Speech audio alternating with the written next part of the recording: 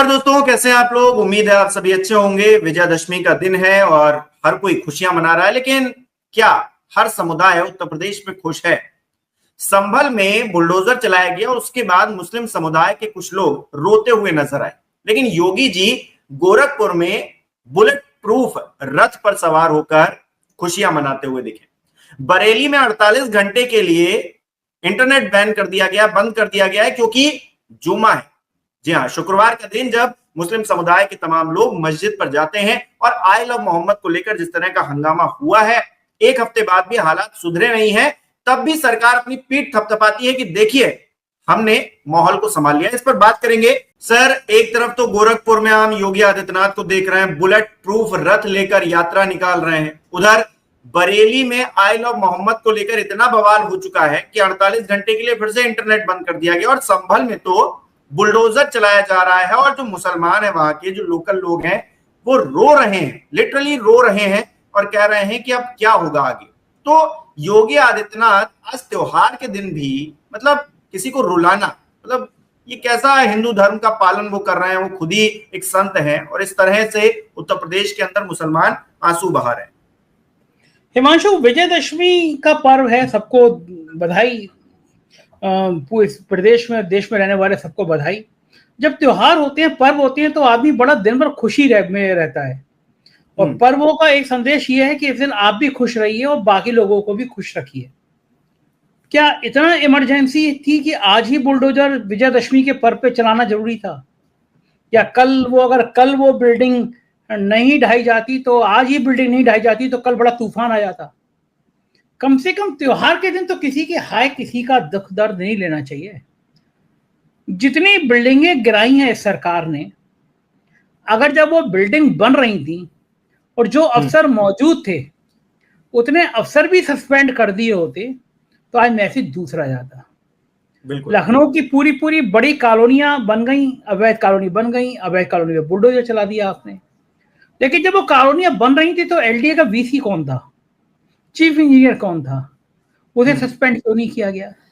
और आप जो अवैध कॉलोनी की बात करते हैं, तो मैं आज इस मंच के माध्यम से खुला चैलेंज देता हूं।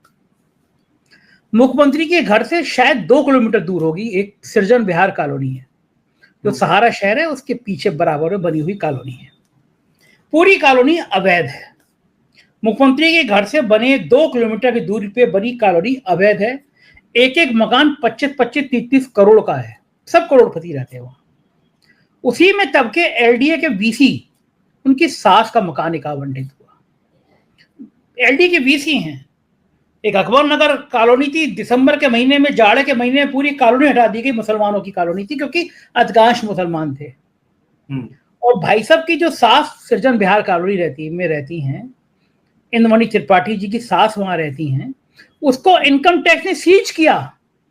कहा कि इसमें इंद्रमणि त्रिपाठी की ब्लैक मनी लगी हुई है।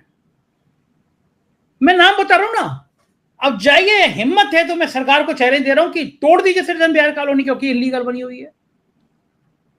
लेकिन अब तोड़ेंगे नहीं, क्योंकि शायद वहां मुसलमान नहीं रहते, वहां ऊंची जाति के लोग रहते हैं, वहां पंडित रहते हैं, वहां बनिए रहते हैं, अधिकांश लोग ये रहते हैं। तो अब वहां का बुलडोजर नहीं जाएगा। और जिन वीसी साहब की मैं जिक्र कर रहा हूं, जिनकी सास के नाम इनकम टैक्स से मकान सीज किया, वो शायद इटावा के डीएम बने हुए हैं। इंद्रमणि त्रिपाठी नाम है, एसपी को जो चीफ सेक्रेटरी उनके बड़े करीबी है। तो ये रिश्ता क्या कहलाता है? ये रिश्ता ये कहलाता है कि एक समुदाय विशेष के लोग होंगे तो उनपे विजयदशमी के दिन भी हम बुलडोजर चलाएंगे। ये संवेदनहीनता है।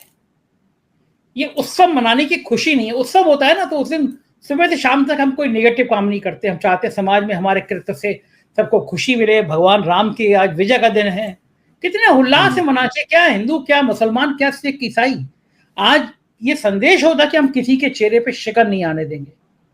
लेकिन संभल है, बरेली है, वहां बुलडोजर चल रहे हैं विजयदशमी के दिन। तो ये कौन सी सरकार है जो त्योहारों के दिन ऐसे बुलडोजर चलाती है? ये हिंदुओं की सरकार तो हो नहीं सकती, क्योंकि हिंदू जो है, हिंदू बड़े उदार दिल के हैं और हिंदुओं बड़े उदार धर्म माना जाता है हिंदुओं का। वहां तो किसी को दुख पहुंचाना त्योहार के, हमने तो किसी धार्मिक ग्रंथ में पढ़ा नहीं। और जो त्योहार के दिन भी, जो भगवान राम के विजय के दिन भी दुख दे, उसे क्या कहेंगे मुझे बताने की जरूरत नहीं हिमांशु। लेकिन आज के दिन कम से कम इस बुलडोजर को आराम देना चाहिए था। मुझे नहीं पता कि सुप्रीम कोर्ट के जज साहब जग रहे हैं, सो रहे हैं, उन्हें ये दिखता है या नहीं दिखता है। आदेश दिया था कि इस तरह इलीगल बिल्डिंग को आप बुलडोजर से नहीं तोड़ सकते, नोटिस देना होगा, प्रक्रिया बताई थी। लेकिन कौन सा सुप्रीम कोर्ट, कैसा सुप्रीम कोर्ट? सरकार तो ये मान रही है। सुप्रीम कोर्ट के जजों को भी सोचना चाहिए, अगर उन्हें अपनी इज्जत बचानी है, उन्हें देश के लोगों को मैसेज देना है कि हाँ सुप्रीम कोर्ट है, देश का सबसे बड़ा कोर्ट है, तो उन्हें कम से कम स्वतः संज्ञान लेते हुए जिन बिल्डिंगों को तोड़ा गया है बुलडोजर से 24 घंटे के अंदर सरकार से रिपोर्ट मांगनी चाहिए। वो बिल्डिंग बनी कब थी, क्या तोड़ने से पहले नोटिस दिया गया, और अगर नोटिस दिए बिना तोड़ी गई हैं तो सुप्रीम कोर्ट को कहना चाहिए कि डीएम और एसपी को, जिम्मेदार अफसरों को, तोड़ने वालों को सस्पेंड किया जाए, और सस्पेंशन भी कम से कम 2 साल तक हो, 2 साल तक बहाली ना हो। अगर सुप्रीम कोर्ट ऐसा नहीं करता तो माना जाएगा कि आदेश दे दिए जाते हैं, सरकार आदेशों को हवा में उड़ा देती है, कोई सुनने वाला नहीं है। इसका सीधा सीधा मैसेज हिमांशु यही जाएगा। अच्छा सर, हिंदू मुसलमान करने की तो लगातार कोशिश की जा रही है, हम देख रहे हैं जो बयानबाजी हो रही है, जो एक्शन हो रहा है उससे। लेकिन बर्क साहब ये कह रहे थे अभी संभल में जब बुलडोजर चल रहा था तो कह रहे थे कि हर मस्जिद के नीचे आप अगर मंदिर खोजने निकलेंगे तो फिर तो सब कुछ तबाह हो जाएगा, मतलब ऐसा आपको नहीं करना चाहिए। और सौहार्द के लिए राम जी से सीख लेकर, क्योंकि रावण को जब वो मार के आए थे तो उन्होंने जो है, क्योंकि उनके ऊपर एक ब्राह्मण की हत्या का दोष लगा था, तो उन्होंने भी अपने जो उन पर पाप लगा था उसको धोने का काम किया था। लेकिन ये सियासी तौर पर जो पाप किए जा रहे हैं भगवान के नाम पर, जिस तरह की अराजकता फैलाने की कोशिश की जा रही है, उस पाप को कहां धोएंगे ये राजनेता? देखो हिमांशु, पहली लाइन तो ये क्लियर कर दूं कि मैं कुछ परंपराओं में मेरे सवाल उठते हैं, मैं किसी की भावनाओं को आहत नहीं करना चाहता, लेकिन ये जो लाइन धार्मिक ग्रंथों में पढ़ाई गई है कि रावण ब्राह्मण था इसलिए उसकी हत्या का प्रायश्चित किया भगवान ने। क्या किसी शूद्र की हत्या का प्रायश्चित ईश्वर नहीं करते? किसी दलित तो किसी पिछड़े का प्रायश्चित नहीं करते? कौन सा धार्मिक ग्रंथों में सिर्फ ब्राह्मण ही सबसे आगे है? ढोर गवार शूद्र पशु नारी जे सब ताड़न के है अधिकारी। मैं इस लाइन को नहीं मान सकता कि शूद्र महिला इन सबको ताड़ना का अधिकार दे दिया जाए, ढोर को गवार को, मैं नहीं मान सकता। अब मेरी भावना से लोग आहत हो सकते हैं, लेकिन मैं नियमित रूप से बजरंगबली का पाठ करता हूँ, हनुमान चालीसा पढ़ता हूँ, लेकिन ये भावना, मैंने जिस दिन से वो ढोर गंवार सूद पशु नारी का विवाद बढ़ा और मैंने उसका अध्ययन किया, उस दिन से मेरे मन में थोड़े सवाल तो पैदा हुए। तो पहली बात तो ये कि ब्रह्म हत्या की हमने सब जगह पढ़ा कि भगवान राम ने हत्या करके भी उसका पूजा पाठ किया, लक्ष्मण को सिखाया कि अंतिम समय पे रावण सीखों से जाके इसका ज्ञान को ग्रहण करो। राम का एक उदार व्यक्तित्व सबके सामने है, जिसमें घृणा का, जिसमें नफरत का कोई स्थान नहीं था। राम भील बानर सबको साथ लेके चलते थे। ये एक प्रतीक थे कि जिन लोग, मेरे एक धार्मिक संत थे, उन्होंने बताया कि ये प्रतीक थे। वो झूठे बेर शर्वरी खा लेते। शर्वरी कौन सी ऊंची जाति की थी, लेकिन मैसेज था कि जिस नाविक ने उनको पार पहुंचाया उसके लिए वो कितने सहृदय हो गए।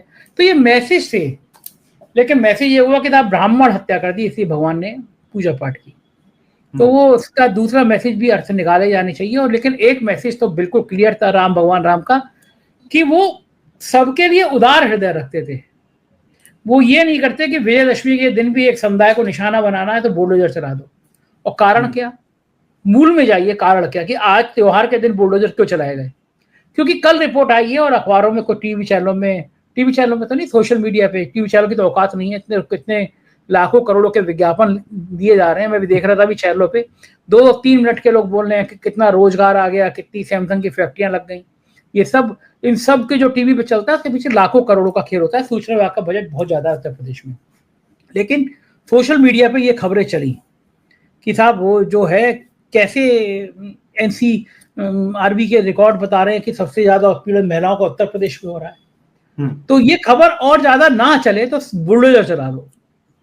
जब कोई खबर चल रही होती है उसको रोकने के लिए बुलडोजर चला दो, या किसी एक समुदाय विशेष के प्रति बहुत नफरत भरे बयान दे दो।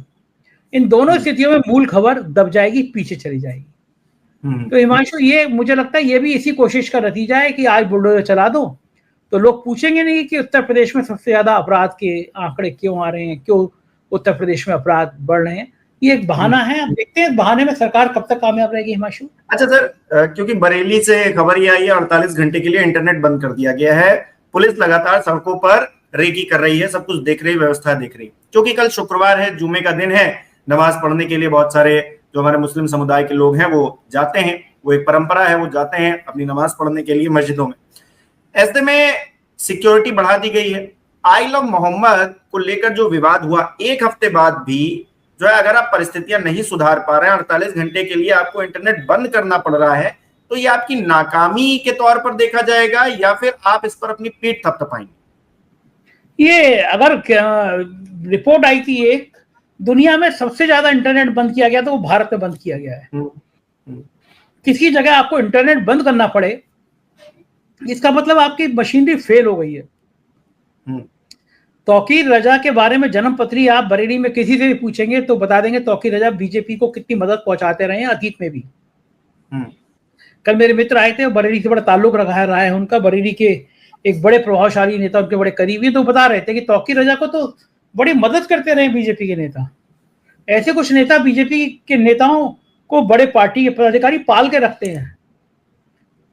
एक वो राहत इंदौरी का शेर है ना, वो देश की सरहदों के लिए, हालांकि वो शेर कि सीमाओं पर कुछ तनाव है क्या, मालूम करो चुनाव है क्या। तो चुनाव तो नहीं है, लेकिन ये चर्चाएं हैं कि बिहार के बाद मुख्यमंत्री बदला जा सकता है उत्तर प्रदेश का। उससे पहले योगी आदित्यनाथ इतना अपने आप को हिंदुत्व का, हालांकि वो बड़ा ब्रांड बना चुके हैं, लेकिन और बड़ा ब्रांड बनाना चाहते हैं कि जिससे दिल्ली की हिम्मत ना हो योगी आदित्यनाथ पे उंगली रखने की, योगी आदित्यनाथ को कुछ भी दिखाने की, सबक सिखाने की। जी, बहुत बहुत शुक्रिया सर तमाम बातचीत के लिए, जुड़ने के